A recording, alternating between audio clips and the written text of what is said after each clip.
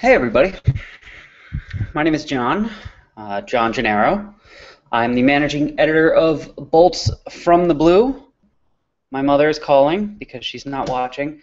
Welcome to Generally Speaking, however I feel like pronouncing it.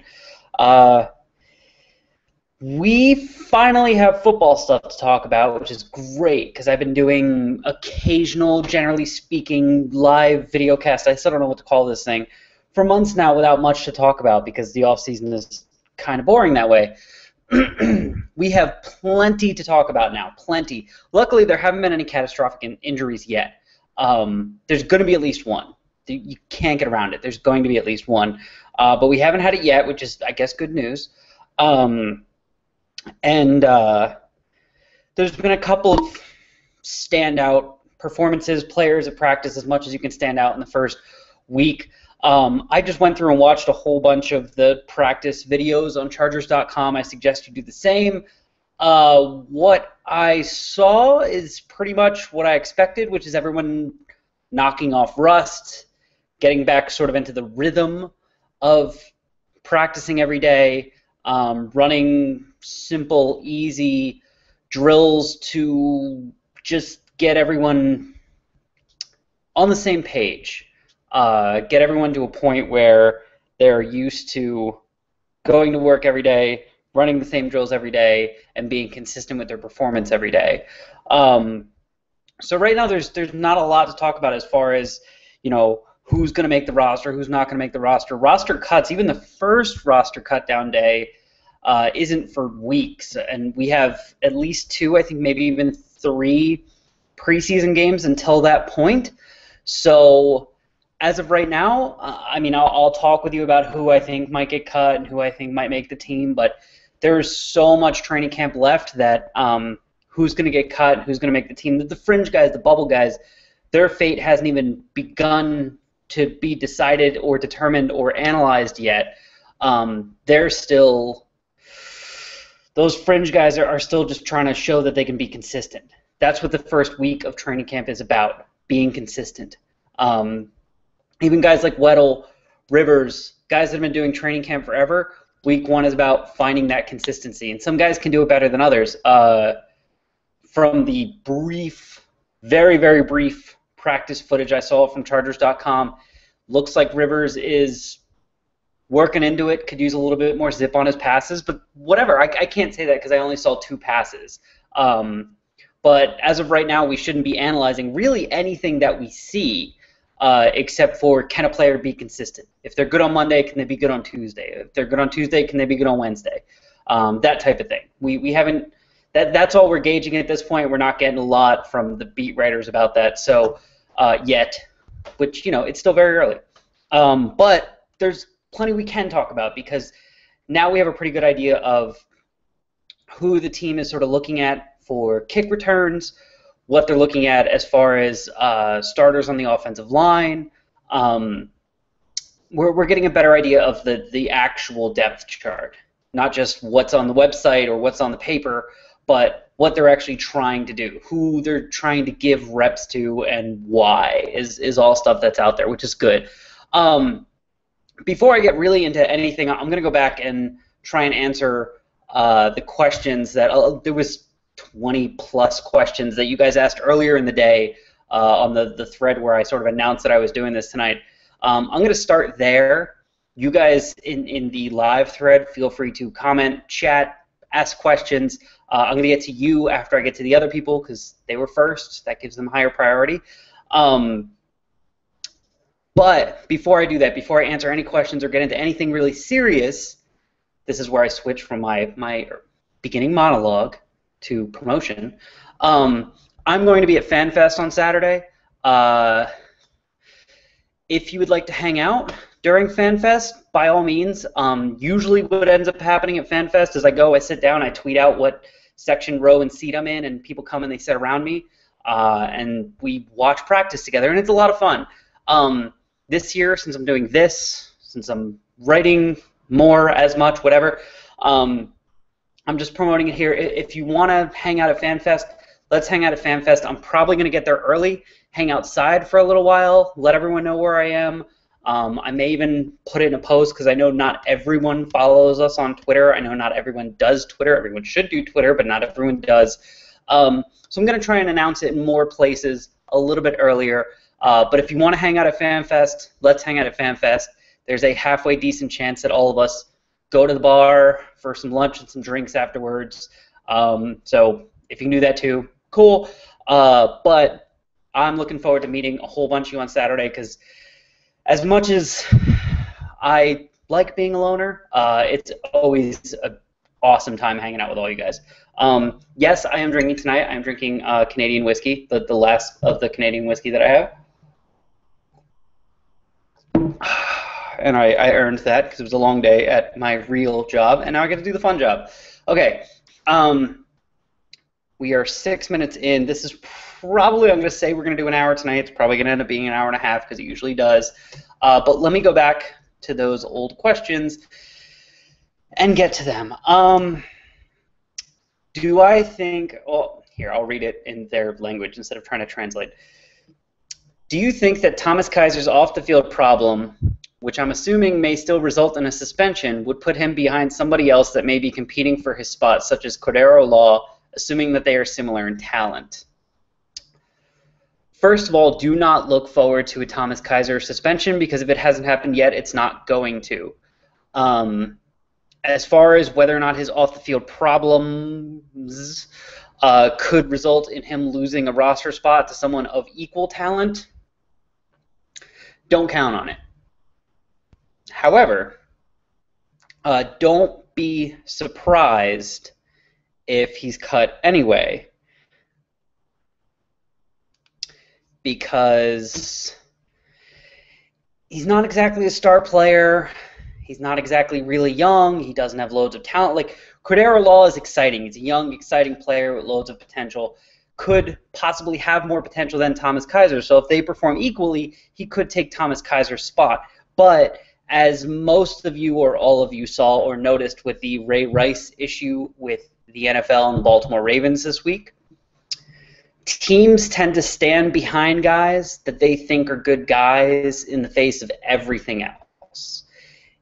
If the team honestly thinks you are a good guy, almost any news can come out about you. They'll be okay with it.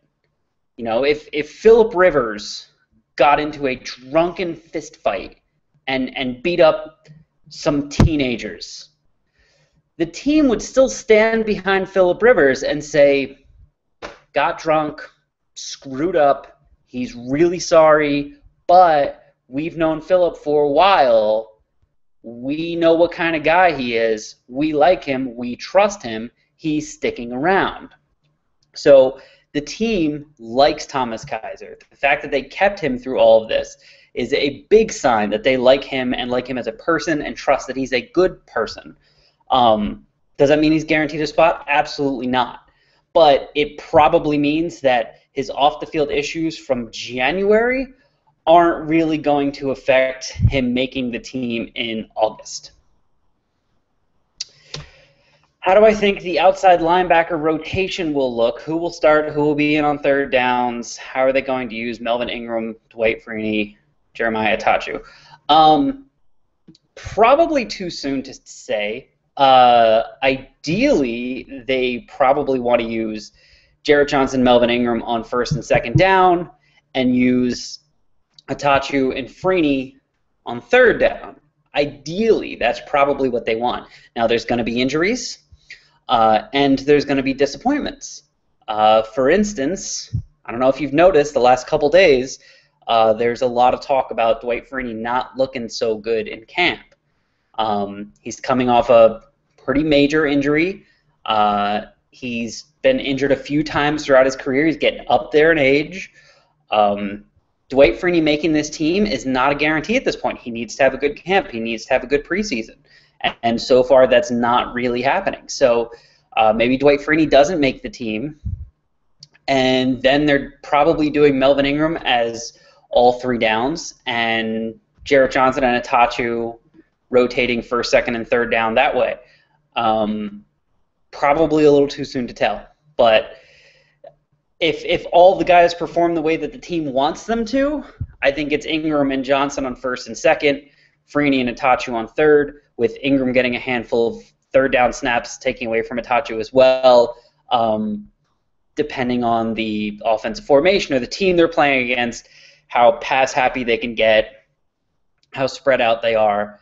I think against a team like the Broncos, who like to go 4 or 5 wide, you probably won't see two guys like Freeney and Itachu that can't drop back and play zone coverage or man coverage and are just straight pass rushers. You won't see those guys as much because they'll get eaten alive. So, Ingram's that guy who can play all 3 downs. Jarrett Johnson can sort of as well, but he's probably number 2 as far as 3 down outside linebackers go. But it all depends on how the next couple weeks go. Is this the first year in forever that an undrafted free agent won't make the team? Again, way too early to tell.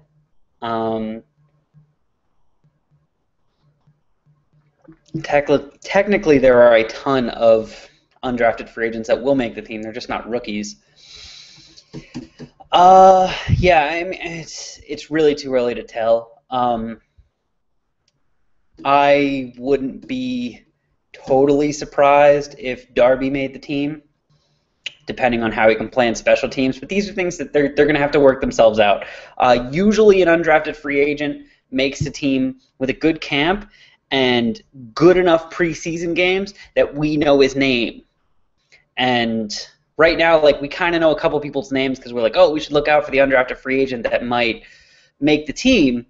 But there needs to be that, Brian Walters is kind of a bad example because I don't think he made the team. But that type of guy that has 1 or 2 or even 3 big preseason performances that make all the fans sort of rally around them and the team admit that that player can sort of play.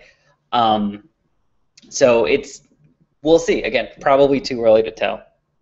Do you think Vincent Brown's latest injury will hurt his chances on making the team? Yes, absolutely. However, then you say, Inman and Reese have been doing great in camp, and I'm wondering if you think Brown is in any trouble. Again, I think it's too early to say someone's been doing great in camp. Everything I've heard and everything I've seen from Reese is that they love his speed, and there's nothing else there. Not yet. Can't run routes, doesn't have the best feet, isn't very strong, hands aren't great, not in terms of catching the ball, but in terms of fighting with his hands to get off the line and get a clean run, I guess. So Reese has a long way to go. Inman, I'm sure, has a long way to go as well. I haven't really heard anything about him. And these are guys that are, as far as wide receivers go, they're playing on the 3rd string offense against the 3rd string defense. And that factors in. I mean, you may go to practice. You may be at Chargers Park and you're like, oh man, Inman had 2 touchdown catches today. He's light years ahead of Vincent Brown. Well, maybe Vincent Brown's going up against the starting cornerback and Inman's going up against a cornerback that's not going to make the team. That factors into a coach's decision. That factors into their evaluation. And it should factor into yours as well. If the team lined up as a 4-3 for a game tomorrow, who would be the starting front 7, or who do I think they should be? All right. Try and make this quick.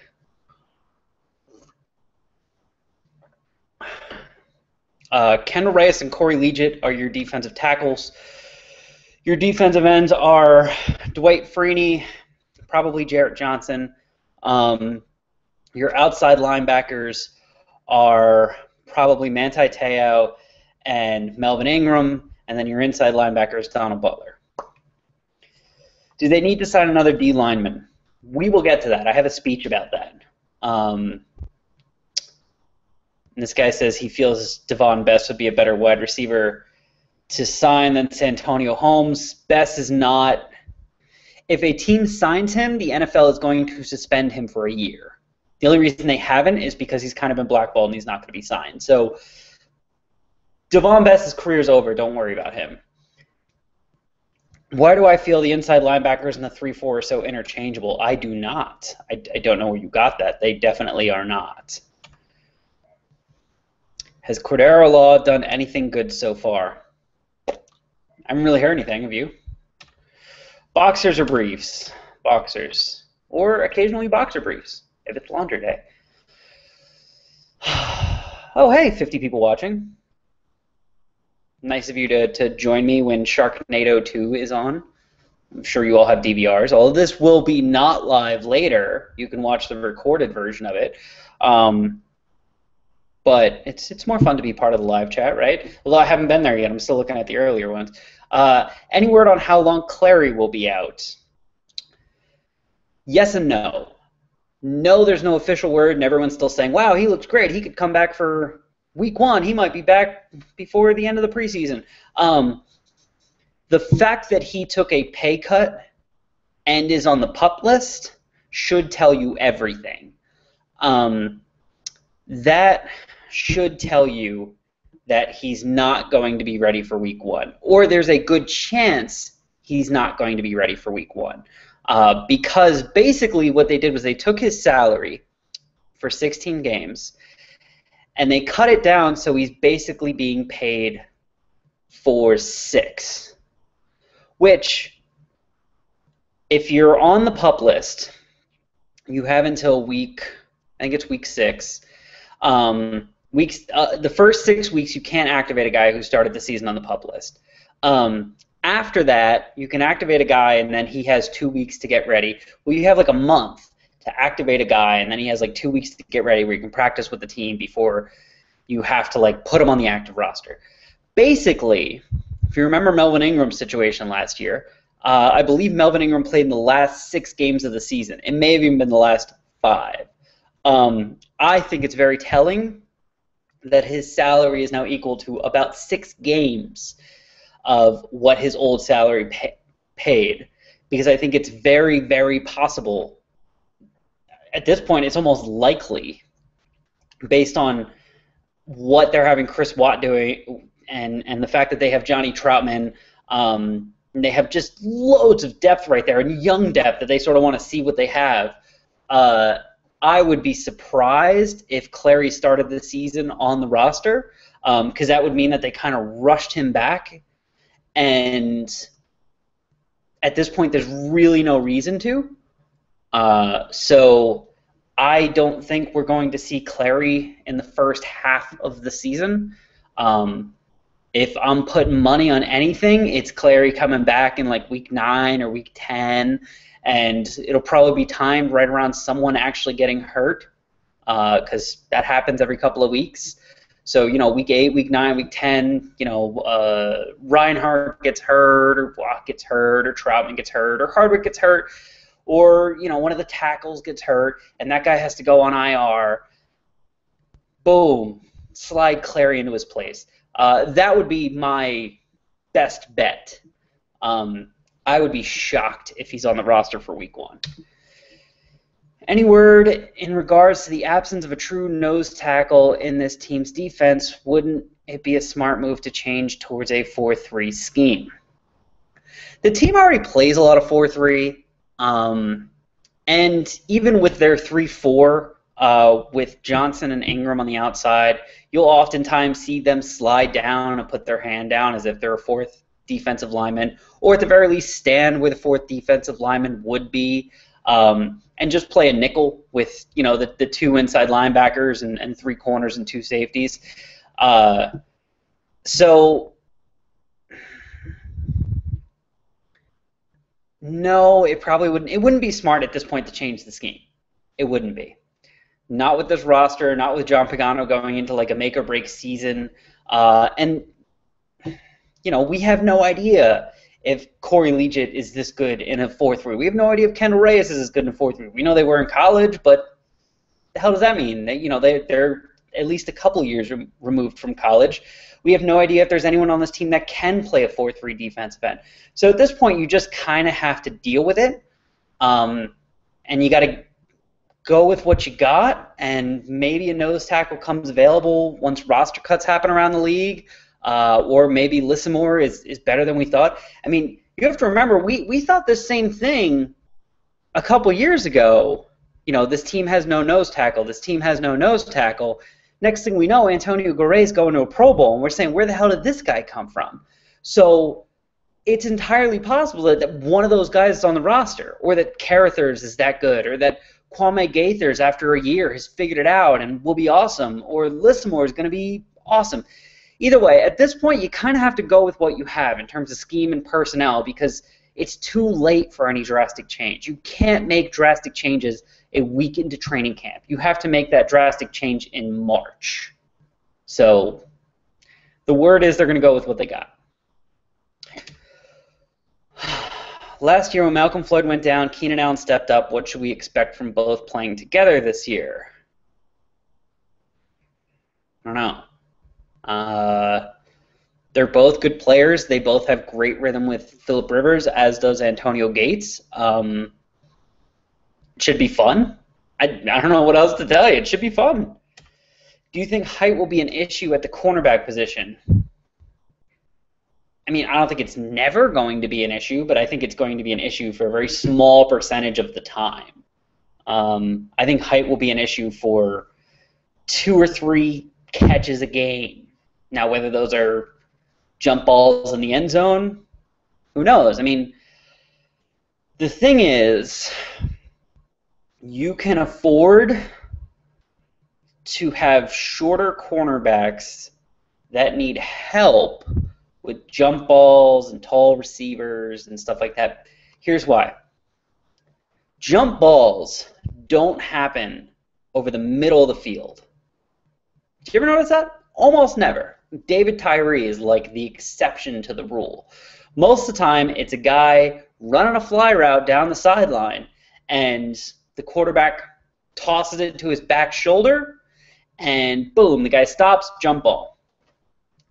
Now, on plays like that against the Chargers, people are going to go, oh, Jason Verrett is timing, Brandon Flowers, timing. If they get the timing, it doesn't matter how short, whatever.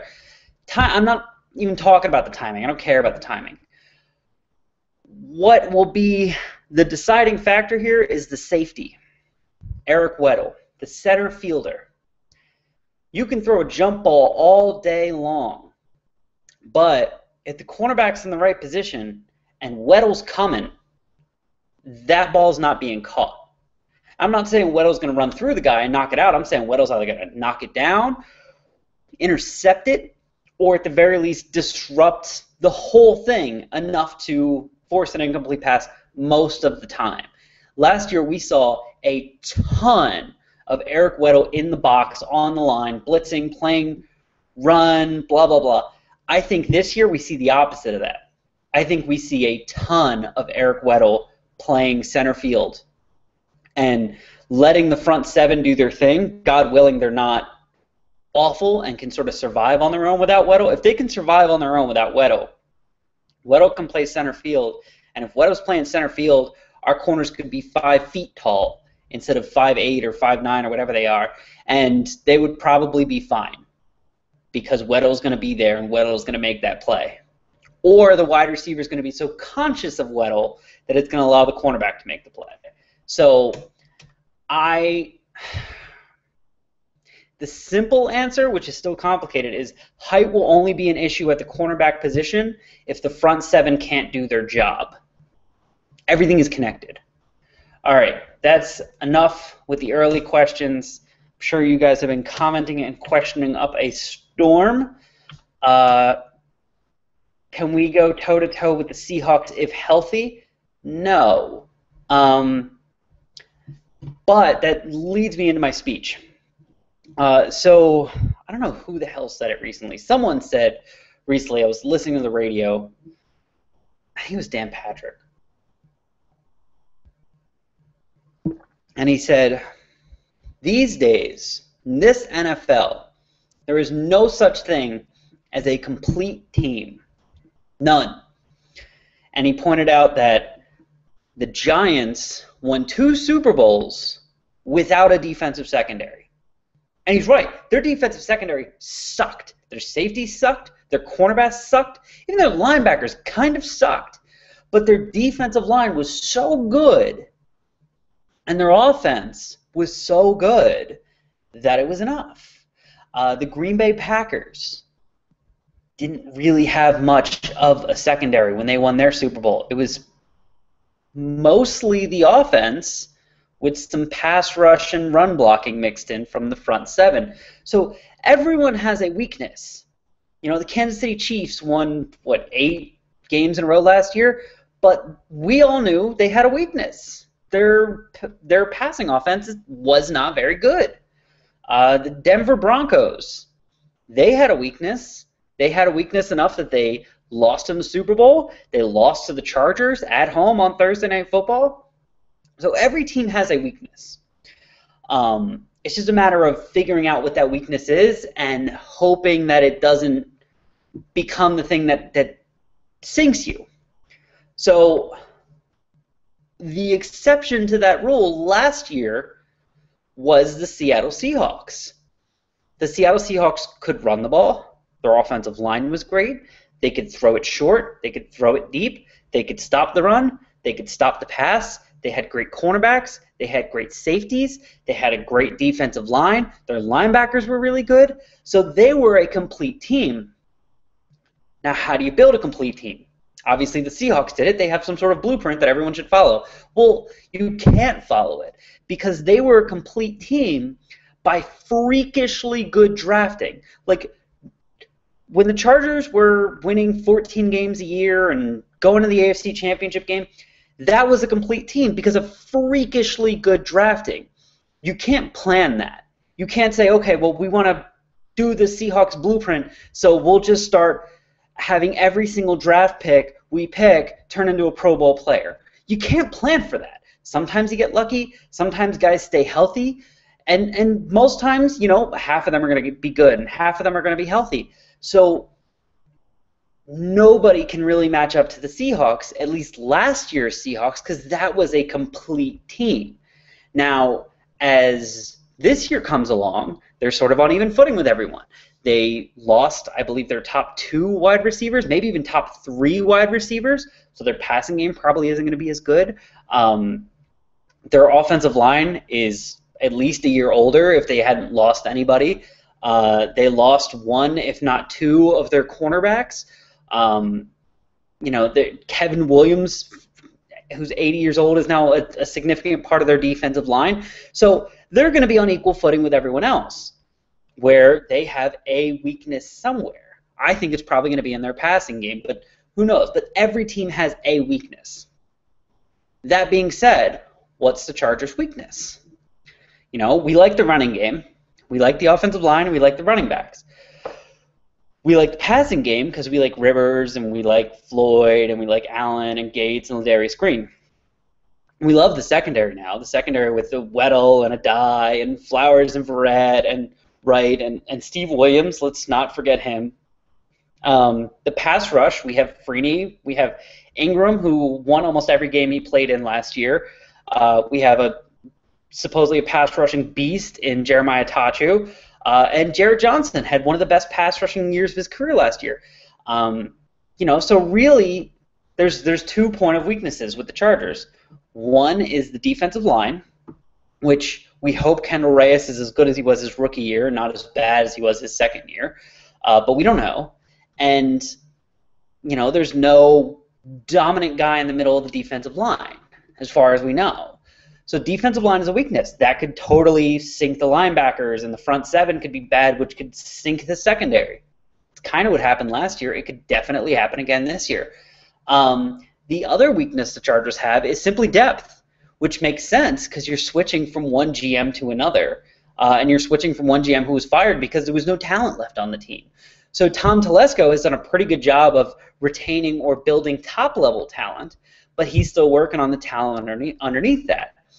So the defensive line, as it may be a weakness right now, imagine what it looks like if Corey Liuget gets hurt.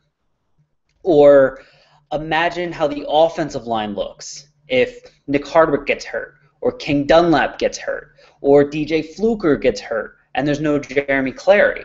You know, the wide receivers. Malcolm Floyd gets hurt. Now you have Eddie Royal and Vincent Brown opposite Keenan Allen. Keenan Allen gets hurt. You got Eddie Royal, Vincent Brown, and Malcolm Floyd. So this team is very, very, very susceptible to injuries. If they get hurt pretty much anywhere, I mean, Phillip Rivers gets hurt, but that's true of any team. But almost anywhere on the team, if there is an injury, and I told you there's going to be one catastrophic injury before the end of camp, there always is, at least one. When that injury happens, there may not be a replacement for it on this roster. That's a major weakness. So every team has a weakness except the Seahawks last year. And, the Chargers 7 years ago, or however long ago that was. So as far as can the Chargers go toe-to-toe with the Seahawks, which was the original question, can they go toe-to-toe with the Seahawks if healthy? Maybe, but perfect health doesn't exist here the same way it doesn't exist in Seattle, and we don't know if Seattle has any weaknesses yet. It's part of the benefit of winning the Super Bowl by 30 points, is no one knows what your weakness is. Here's a guy saying he's a little worried about defensive end depth because if Legic goes down, blah, blah, blah. We totally just went over that. Well, I just did. But Lumberjack John, yeah, I'm growing a beard. The issue with beards in me is this is as long as it gets. I could grow it for another year, and it's just going to be this long. It drives me crazy. I want, like, the big, bushy, weird person beard, the hipster beard, but I can't grow it. It's just this forever. Speaking of kick returns, what's up with Allen and Verrett taking punt returns? The short answer is they're probably emergency backups. My guess is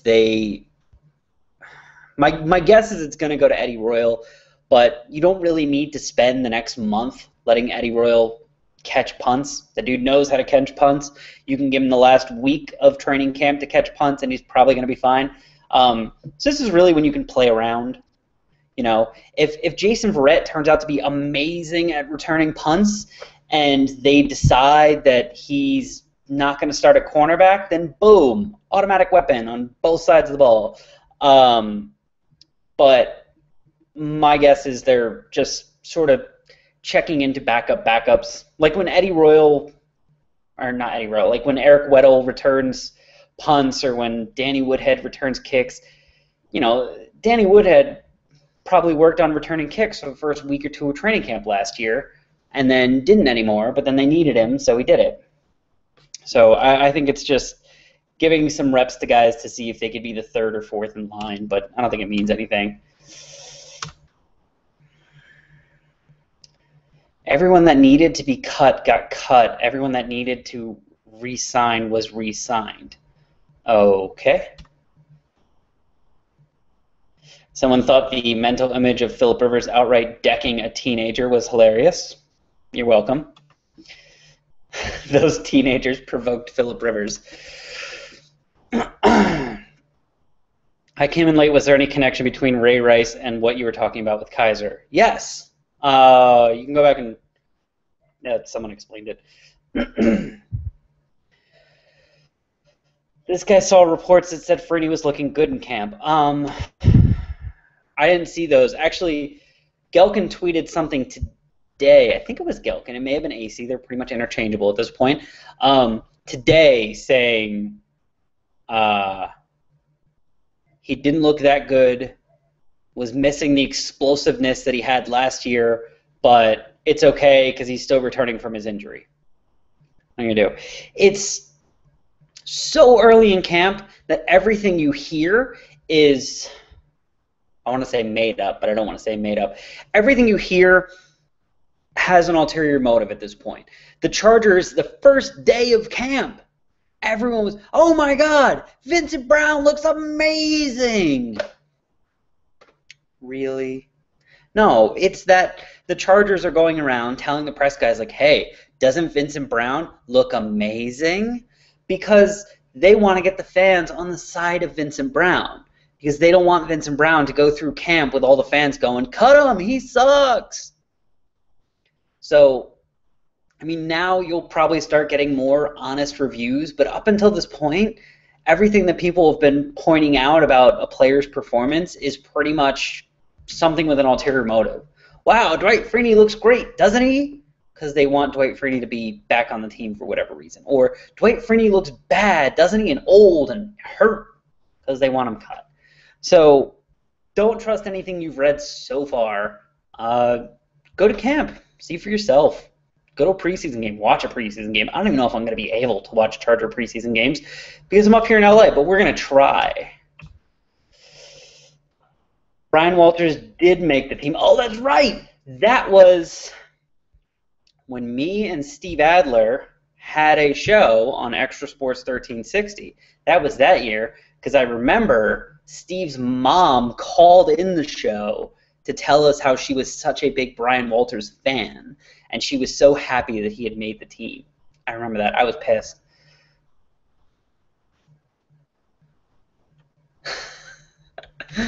I saw Williams stick born and good. After that, I saw a lot of defensive players picking on him. Kaiser proved to be a very solid backup outside linebacker and valuable on special teams last year. Very high chance he makes the team. If he was going to be suspended, it would have already happened. I agree with the second part. I don't think very high chance he makes the team. I mean, they still have Andrew Gatchkar, inside linebacker, special teams guru, Daryl Stuckey, safety, special teams guru, Ajira Tutu, wide receiver, special teams guru, and Reggie Walker, former special teams captain and special teams guru. So I don't know that the fact that Kaiser's good on special teams means anything, because at best he's the fifth best special teams player on the team in terms of tackling. We're not including Cyphers and Novak in that. Do I like Chris Watt? I do like Chris Watt. I don't know if you guys saw, there was a tweet today that said, and this is Joe D being awesome. There was a tweet today that said that Chris Watt, who's been playing right guard, and DJ Fluker, who's been playing right tackle, switched to left guard and left tackle. And Chad Reinhardt, who's been playing left guard, but played right guard in Buffalo, moved over to the right, and King Dunlap, who played left tackle for us, but right tackle for the Eagles, switched over to the right side. Basically, he took the left side of the line and the right side of the line, and he flip-flopped them. Oh, I hit the mic. And he flip-flopped them. That's awesome. Because, number one, you get a really good idea of which side a guy prefers, which side he plays better on. Number two, you build versatility in case of an injury. You know, they want Fluker to be able to slide to the left side if Dunlap gets hurt. They want Dunlap to be able to slide to the right side if they want him filling in for Fluker. And the guards as well. But I like the fact that they could probably pull that off in the middle of the game and freak everyone out. Just come up to the line, before everyone sets, the right side walks over to the left side walks over to the right side, the defensive line is like, what the hell? And the defense probably then calls a timeout and goes, what just happened? So Joe D is a crazy man and really good at his job. And apparently, see, here's a cool thing. I was thinking about this right before we kicked off today. The Chargers, yes, they're thin. Don't have a lot of depth. Yes, they have a crazy hard schedule. These are weaknesses. These are things that could end in a 7-9 season or worse. Good things, to be optimist for a second here. Pretty much the entire team is returning, right? So, same 4 out of 5 offensive line. Same running backs, 1 and 2, if we count Donald Brown as the 3. Same tight ends, same wide receivers, same quarterback. Pause, we're not done yet. Same defensive line. Now, you replace Cam Thomas with Sean Lismore, but Lismore's been here for an entire year now. Same inside linebackers, same outside linebackers. New corners, although Sharice Wright's in the mix there. And same safeties. Now, Adai didn't start the season last year as a starter, but he kind of ended it. Either way, every starter right now, and I'm going to include Chris Watt as a starter. So every starter on the team, with the exception of Brandon Flowers and possibly Jason Verrett, although probably not, every starter except the 2 possible starting rookies have been with the team for at least a year. That is incredible. Incredible. Teams never do that. Ever. Even the best teams, the Broncos, the Seahawks, the best teams, the Steelers, the Patriots, there's usually a 10% turnover. And yeah, 2 players might be close to 10%, but it's not 10%. It is amazing how many returning starters there are. And the coaching staff, which was new last year, is still here. And it may be a new offensive coordinator, but it's essentially the same offense. It's the same defense. It's the same head coach. It's the same positional coaches. So Joe D doesn't have to worry about installing his blocking scheme this year. He can play with it. John Pagano doesn't need to worry about teaching first-year players anything. He can play with the defense. Mike McCoy can play with the offense. Everyone has reached a point where they are comfortable. The players are comfortable here. They're comfortable with the coaching staff. They're comfortable with the players around them. The coaches are comfortable. They're comfortable with the players on the field. They're comfortable that everyone knows their assignments. And now it's just a matter of getting creative and playing with it. That is a position that the Chargers are in, and it's a very unique one. I'm not saying they're the only team in the league with this position, but as good as they were last year, that was the first year for a ton of the players and most of the coaching staff. This is now the second year for a lot of the players and most of the coaching staff. And they're not really going to be accounting for any new guys that have fallen behind or don't know their assignments. This team should be better in terms of execution.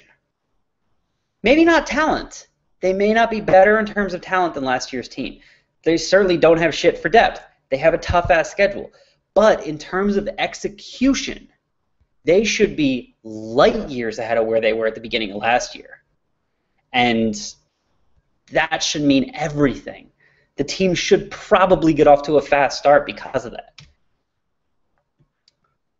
Okay, that was my answer to do I like Chris Watt? Yes, and I love how much of this team is returning. Flowers and Verrett, who would you put with them? I don't understand that question at all, and apparently no one else does. Concerning our more to DE is a solid option if Gaithers and Carruthers prove to be capable nose tackles.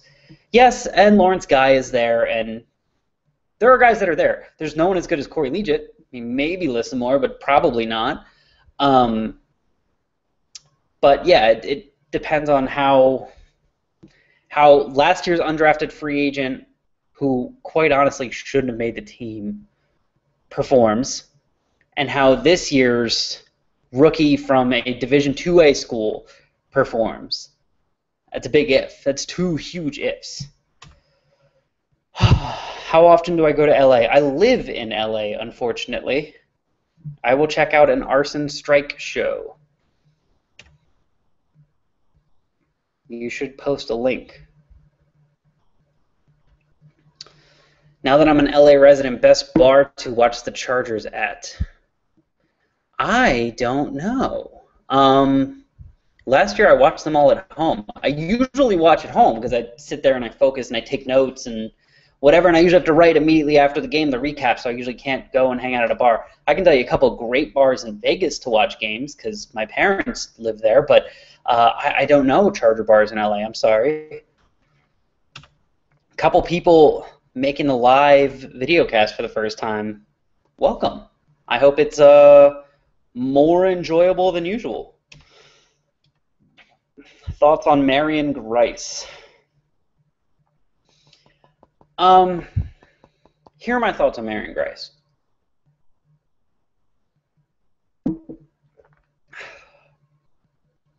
I think Marion Grice will be a very good running back in this system.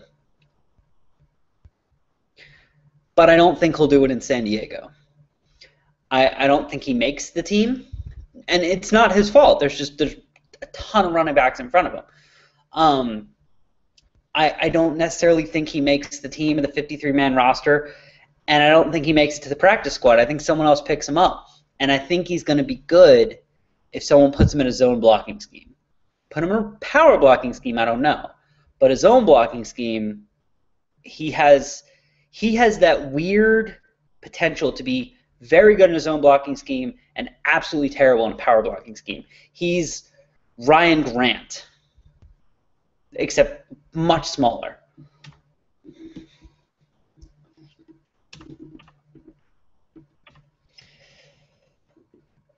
Who would I put on the slot outside with Flowers and Verrett? They both look really good. I honestly... Look, I told you in the very beginning, I can't evaluate players yet. It's been a week of practice, and Verrett's still hurt. All we're determining at this point is who can show up every day and be consistent. So I can tell you that I think Jason Verrett's going to start the season at the slot, but that's just a guess at this point. If he's awesome in the preseason, then they'll put him on the outside just to get him on the field more. I've actually heard a lot of people talk about the possibility of him and Flowers playing on the outside, but when Wright comes in, since Wright would be a pretty awful nickel corner, sliding Verrett or Flowers to the slot and having Wright take their spot on the outside, that seems possible if Jason Verrett is healthy and ready and good, but we don't know yet.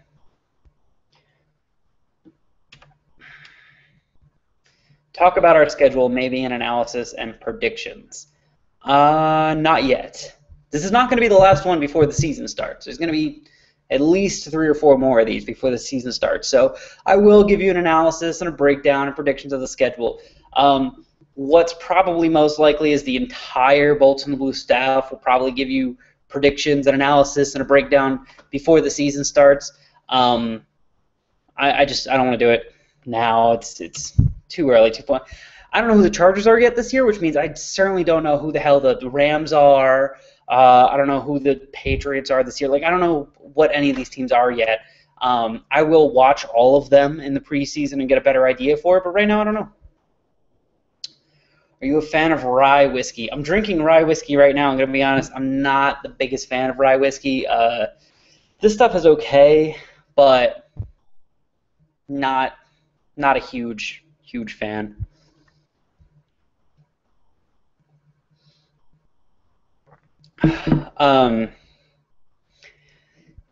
Okay, Gilchrist returning kicks. We need to talk about this because I've predicted several times now that Marcus Gilchrist is not going to make the Chargers, and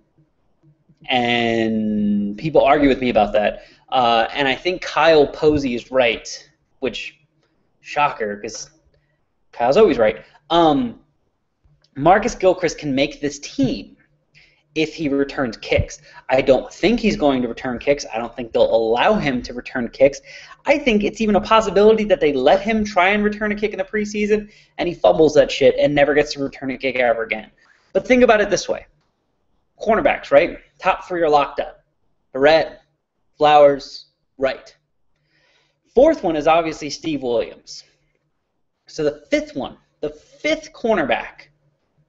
Now, I'm not going to say Marcus.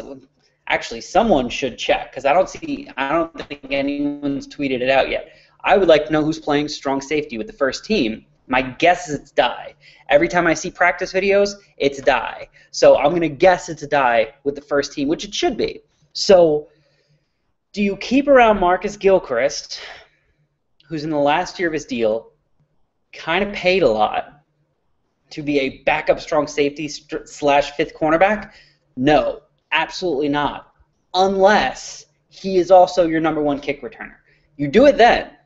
Backup strong safety, 5th cornerback, number 1 kick returner is worth the money he's getting paid. If he's not returning kicks, I would prefer someone else as the 5th cornerback. I would probably take Darby as the backup strong safety because that kid has crazy potential. And I'd let Tevin Reese be the kick returner. So unless Marcus Gilchrist is returning kicks in the preseason, I don't think he makes this team.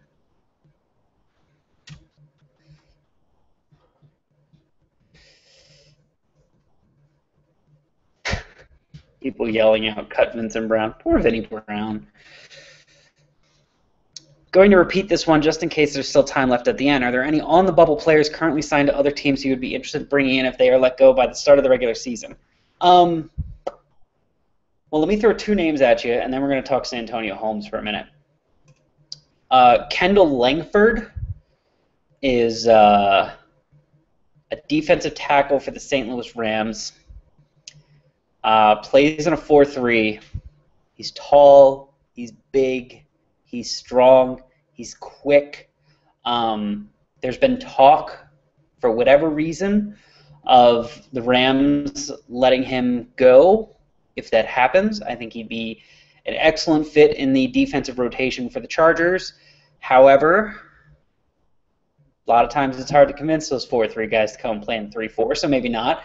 Adam Carricker for the Washington Redskins has played mostly 3-4. He's about the same size as Langford. He's a little bit older. He's 30. And I believe he's missed the last season and a half with injuries. But that's a guy that I always liked. I always thought he contributed to the game. Supposedly he's out there as a free agent, although I could be wrong about that. Let me double check. But that's a guy who we're going to have to grab under the radar guys mostly because everyone else has essentially been signed. Oh, Carricker is a free agent right now. Okay, well there you go. Not even an on-the-bubble guy, a free agent. Okay. So there's your answer to that. Let me talk about Santonio Holmes for a minute, and then I'll get back into your thing. So I wrote the thing to answer some of the questions that a couple of people have asked questions about, like which available free agent would the Chargers sign. I looked at all of the available free agents, the top free agents. Obviously, I didn't see Carricker, otherwise I would have known. And Santonio Holmes was one that stuck out to me.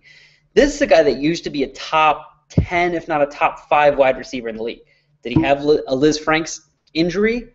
Yes. Did he have surgery to fix it? Yes.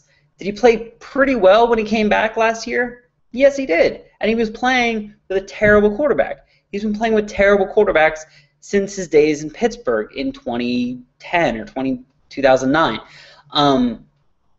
He hasn't gotten in legal trouble in 4.5 years, so I don't buy that as a reason the Chargers wouldn't be interested. He's still relatively young. He still has some speed. I saw it in at least one game last year. But more than anything, this is a guy who can get open. Like that. When it comes to evaluating wide receivers that could fit in this offense, the number one priority for all the wide receivers is get open. Get open and get open quick. And Santonio Holmes can do that. This is why, for years, has been the best third down wide receiver in football. Most catches, most yards, highest conversion of catches for first down on third down. Like, the man is a total beast on third down.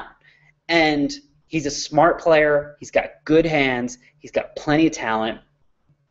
And I don't think he'd be any sort of a headache. And I think because he had the surgery and he didn't play great last year, he played okay last year, but he didn't play the whole season, and then he was playing with Geno Smith, I think the Chargers could get him at a discounted rate for 1 year, like they did with Brandon Flowers. And follow me on this. He's a small speed guy. So if they need him to replace Eddie Royal, he can. He's returned punts before, so we can do that. I believe he's even returned kicks before if he needs some depth there.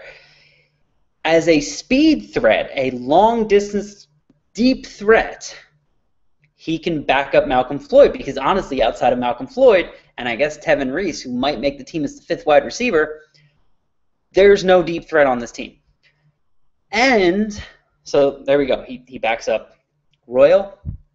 He backs up Floyd.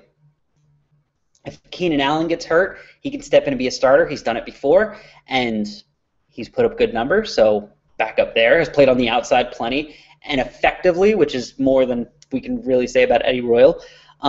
And God forbid Antonio Gates gets hurt, which, look, he's getting old and he gets hurt a lot. If he gets hurt, Santonio Holmes can sort of replace him as the third down option who's always open and always catching passes from Phillip Rivers. So what I suggested wasn't a big contract. It was a 1-year, $3 million deal for Santonio Holmes. That's a bargain. There's no risk to it at all. The team does not need $5-6 million in cap space for any sort of emergency that you're going to come up with. I'm sorry, they don't. I know everyone's like, oh, well, we'll just keep the money in case of an emergency, an injury. There's no one that's going to be available during the season or after cuts that's going to demand $5-6 million.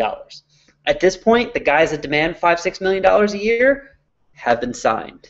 They're on teams. They're in training camp. So there's no risk, very high reward, and wide receiver is just as bad as defensive line when it comes to depth. Do you really want to see Eddie Royal starting games again or Vincent Brown starting games again with it as bad as Vincent Brown was last year? I don't. Do I like the kid? Yeah. Am I optimistic about his future? Sure. Do I want him to succeed? Absolutely.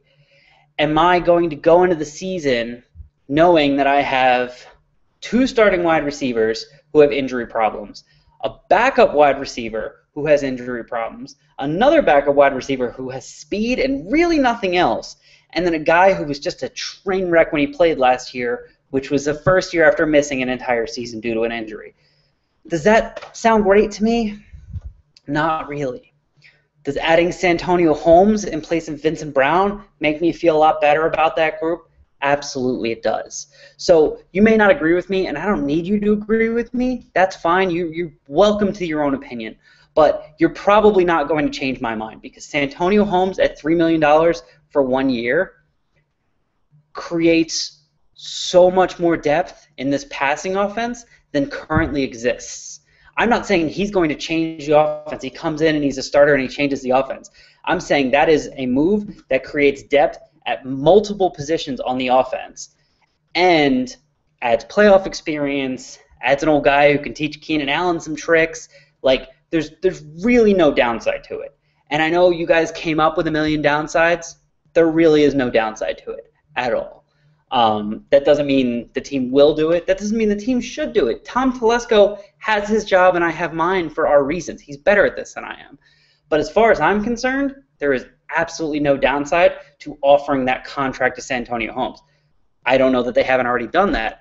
I don't know that he's not waiting for a better offer or more money or something like that. If the team never signs him, that doesn't mean that it was a bad idea. 1 year, $3 million, if he would take it, which maybe he would, looking at the situation, it's possible that he would take a deal like that. For that contract, that's a no-brainer. That's a brilliant move, and it creates so much needed depth among the receivers. Should the Chargers carry 3 quarterbacks on their roster? No, never, ever, ever, ever. They should never carry a 3rd quarterback on their roster, ever. Why hasn't Tutu moved up the depth chart over Brown? Tutu actually fights for the balls thrown his way.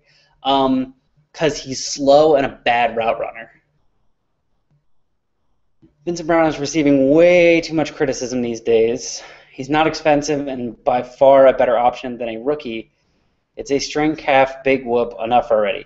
Look, it's been 2 years since he did anything, and the only thing he ever did was play 3 good games. I mean, he missed an entire season with a broken foot? I think it was ankle. And he was terrible last year. Terrible. Every bad thing you could ever criticize a wide receiver for last year, he did. He didn't focus. He didn't run good routes. He didn't fight for balls. He didn't catch balls. He had bad hands. Everything. He was slow. He seemed out of it. His body language was bad. Every criticism you could possibly throw at a wide receiver was well-deserved for Vincent Brown last year. That's why he's getting criticism, because this is his chance to tell us that that was a mistake. Coming back from injury, or he got in a funk, he's going to work his way out, but he's sitting on the sideline, and he's being injured. And now he's getting all the hate that Buster Davis got. And that's his own fault. That insane offensive line rotation scenario put the biggest smile on my face. Wouldn't it be amazing? Wouldn't it be great? The whole right side of the offensive line just switches with the left side right before the play. Be nuts. Be absolutely nuts.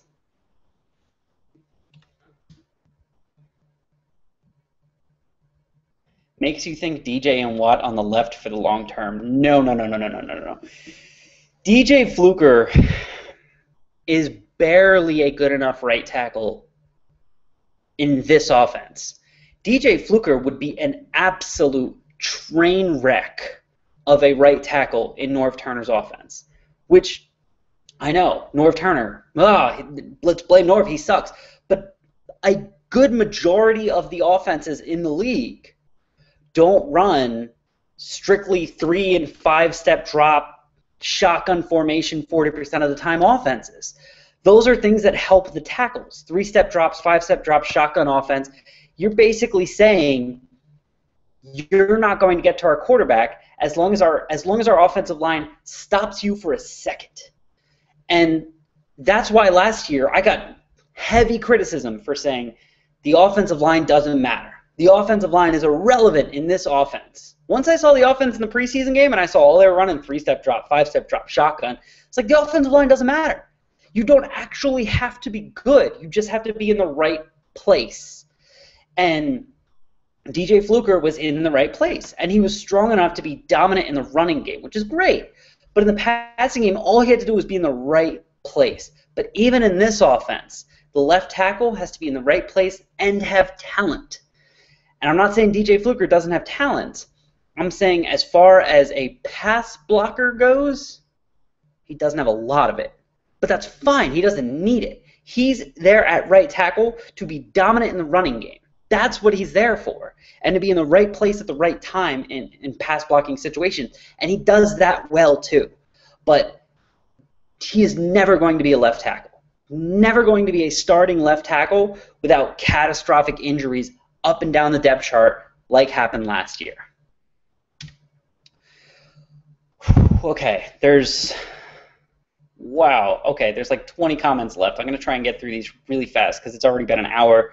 Still got 50 of you watching, so maybe I'll just keep going, but it's already been an hour, so I'm going to try and blow through some of these. Should we be happy that a defense that was dead last and challenged for one of the worst defenses in the last 15 years is returning almost completely intact? Yes.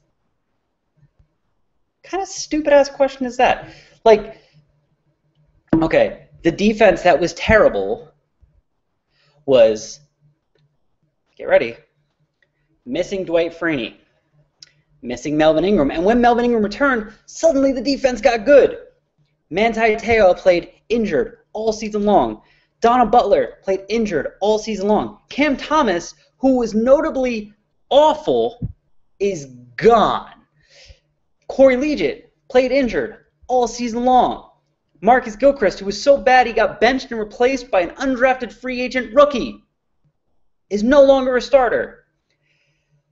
Whoever the hell, what the hell was the other? Derek Cox, worst cornerback in the league, gone. So yes, we should be happy that the good players on the defense are back and healthy.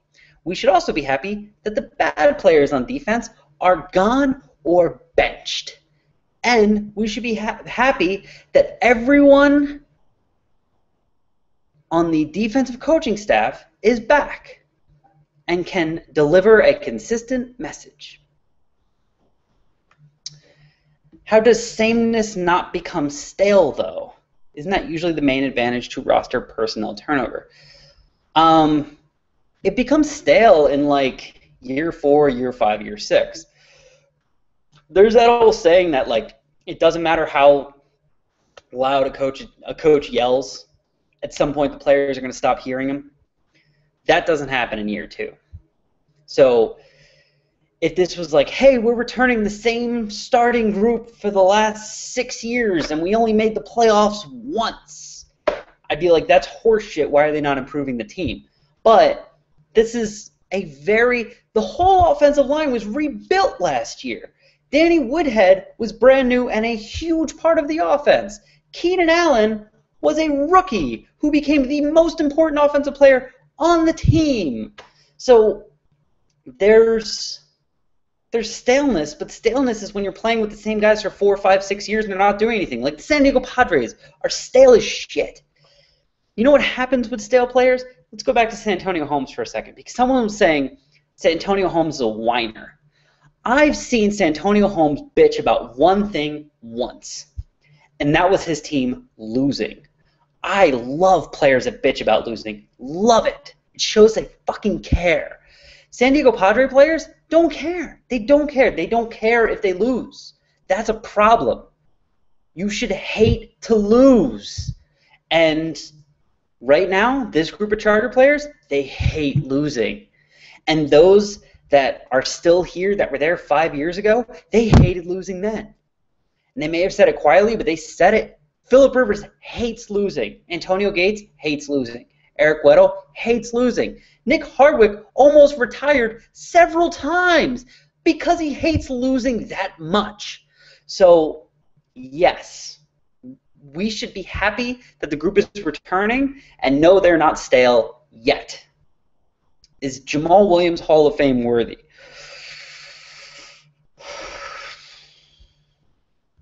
No. Chargers Hall of Fame, yes. Football Hall of Fame, no. Best Chargers uniform in franchise history. I agree with these people that are saying royal blue with blue helmets and gold pants, circa late 70s and 80s. I actually wouldn't hate if they brought those uniforms back and wore white helmets, and that was just the go-to, but whatever. Last Tuesday, Gilchrist was playing strong safety with the first team. Not a fan of that. Concerning the second year, you have said everyone is returning from their first year, but won't defenses now have a better game plan against us, therefore making it harder to win, which would lead to less games won?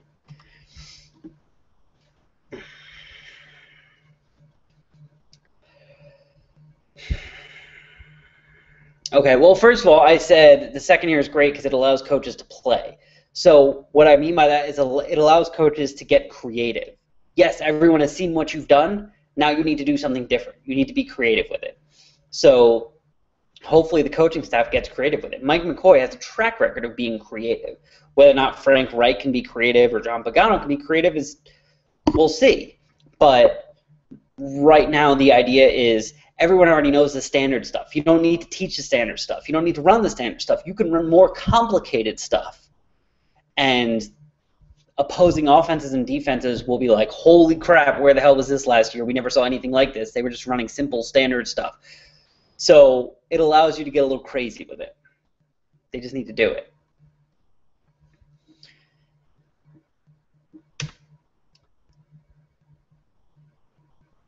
Okay, so people are fighting about Antonio Holmes still. Whatever. Arson Strike links. Cool, I'll wreck you because why not? Came in late. Anyone want to see 3 tight end sets? Johnson, Green, and Gates. This combo is extremely versatile, and with Allen on the outside means they can split out Green for play action situations. No. And here's why. See, 3 tight end set is like, wow, that's such a great idea because Green can sort of play wide receiver and Johnson can play running back, and we can do a whole bunch of different things. Those guys, David Johnson, Darius Green, Antonio Gates, they're tight ends because they're not fast enough to be wide receivers. Ladarius Green, it's arguable. He might just be a wide receiver playing tight end. He might not be a tight end. But those other 2 guys, Gates and Johnson, slow as dirt. Now, if you're going to have 3 tight ends and your outside guy is Keenan Allen, who's not a burner down the field, what do you think the defense is going to do? They're going to move all of their safeties up, which means the linebackers can move up too. So now you're facing 9 in the box, 10 in the box. Because if you have a good enough cornerback, You can play him one-on-one with Keenan Allen. Even if you want to put 2 guys on Keenan Allen, now you've shut down Keenan Allen and you have 9 in the box. That means you're probably not going to be able to run and get anything of value. And if you try and pass to anyone that's not Keenan Allen, which remember, he's doubled, so you probably shouldn't, that guy is, number one, going to be in a bunch of traffic unless you wait for him to get through the box and out into the open field, which requires time, which you don't have because there are 9 guys in the box and you have 6 blockers. So the idea of going full power all the time, sometimes running, sometimes passing, it doesn't work. The defense just pulls everyone up, they stop the run, and you're like, oh, well, then I'll just throw the ball over their heads. That's great. You have to give the guy time to get open, and he has to be a threat to block, so he can't be Eddie Royal. And so it's going to take him a minute to get open, and in the meantime, you have to block 9 freaking guys that are all coming for your quarterback's head. So I see where you're going. Versatile is sexy, but it's not the best offensive game plan, which is why nobody runs it. Players should hate to lose. Absolutely. David Johnson is a younger Randy McMichael, the blocker McMichael.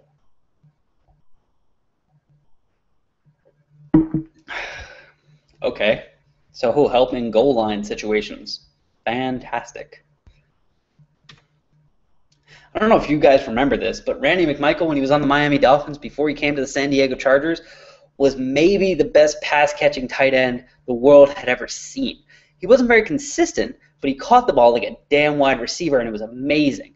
Diving catches, jumping catches, one-handed catches, all the time.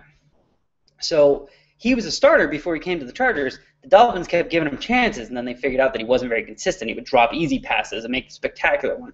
So he came to the Chargers and just basically became a run blocker, which is great, except you put that guy on the field, and now the defense knows exactly what you're doing.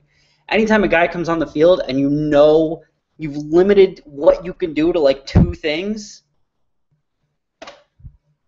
you're not really helping your offense. Do you think we will see PR and the O push more deep balls down the field this year? I know the nature of our offense is quick passes with yards after catch, but it seemed the deep strike pass was precariously missing from the majority of last year's game. It was... Okay, I'm going to read you back your comment. Just the last sentence. I know the nature of our offense is quick passes with yards after the catch. Pause. But it seemed the deep strike pass was precariously missing from the majority of last year's games. You don't know what precariously means. You don't know what it means. If you are saying the offense is built around short passes, but where the hell was the long pass? It was precariously missing. No, it wasn't. It was missing because it's not in the nature of the offense. That's why it was missing. There's nothing precarious about it. No, I don't think there will be more deep balls this year. Absolutely not. You know why I think there won't be more deep balls this year? Because deep passes, the ones we got used to under Norv Turner, require time. They require 7-step drops and an offensive line that can hold off pass rushers for long periods of time, because it takes time for a receiver to get downfield enough for Rivers to launch a long ball for them to get to. He can't take 3 steps and throw a pass 50 yards downfield because his receivers will be 10 yards away from the line of scrimmage. So the nature of the offense is for him to not take a lot of time before he throws the ball. Deep passes require a lot of time before you throw the ball. These are completely different offensive philosophies. What you are saying is, I know the nature of our offense is Mike McCoy, but what seemed to be precariously missing is Norv Turner. No! No. If you want deep passes You need a great offensive line. The Chargers do not have a great offensive line, so there will not be deep passes. Okay? Good. There will be a lot of... Remember the Ladarius Green touchdown against the Chiefs where he was running like a 15-yard seam up the middle and he caught the ball and then he ran like another 60 yards while everyone chased him? Be a lot of that. It's a big plays. You're not sitting there going, oh, the ball's in the air, what's going to happen? And you're also not sitting there going, get rid of the ball, get rid of the ball, get rid of the ball. I can't tell you how many times I used to do that with Norv Turner's offense. Just sit there and go, get rid of the ball, get rid of the ball, get rid of the ball, get rid of the ball. I don't think I did it once last year. Because every time I was about to, Rivers just started running. So, nope. No deep passes. Sorry. Updated final record prediction. Oh, it's not time for predictions yet. Like, okay. Here's the thing.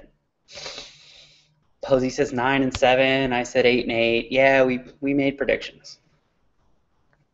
It was way too early then. It's way too early now. I could sit here and go like, oh, the Chargers are going to go 9-7. And then 2 days from now, it's like, oh, Keenan Allen tore his ACL. And I'm like, shit, they're winning 6 games. Nothing, like, there's no reason for me to make that prediction now because they don't play a game for 4 weeks. So let me see who gets hurt. Let me see who gets hurt. Let me see what happens with the team. Let me see how Frank Reich calls plays. Let me see how healthy Jason Verrett is. Let me see what Dwight Freeney looks like. Let me get an idea of what the team is. Like, if basically right now what you're saying is like, hey, pick last year's team and tell me what record they would get this year. I don't care. I don't care what last year's team would do this year. I care what this year's team will do this year, and I don't know this year's team yet. Soon, though, Saturday at FanFest, I will have a much better idea of what this team is. Oh, but you guys are throwing out predictions anyway, because why wouldn't you? Hi, Stuart Atkins. Nice to have you aboard. Hey, there's a handful of Charger bars in LA. Who knew? Gilly, yeah, Tevin Reese right now seems to be the favorite to return kicks, but it's early. I think they just want to see what he'll do. You know, throw a bunch of kicks at him, see if he drops any of them, see if he gets nervous, see how his feet are. I think they just want to, at this point, they're still just testing shit out. Oh, why do we need to compare every player on the team to a former Charger? Like, why does David Johnson have to be Randy McMichael or Brandon Monomalunik? Why can't he be David Johnson? Can we only think in terms of old Charger players?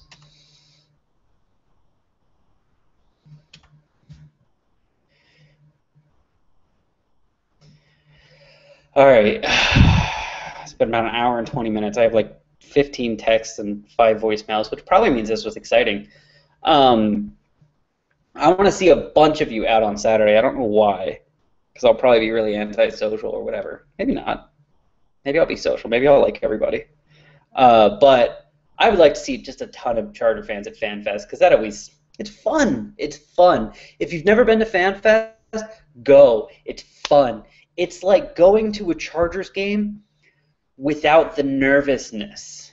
There's no nervousness. There's no chance of a loss.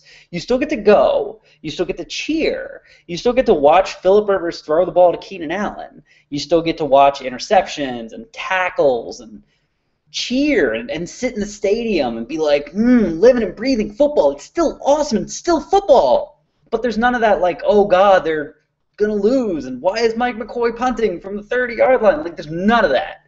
It's awesome. If you got little kids, you can go get autographs, the whole thing. I don't, so I just sit and watch, and it's fun. You should go if you've never been. And I'll probably post a location on Bolts and Blue. If I don't, it'll definitely go on Twitter. And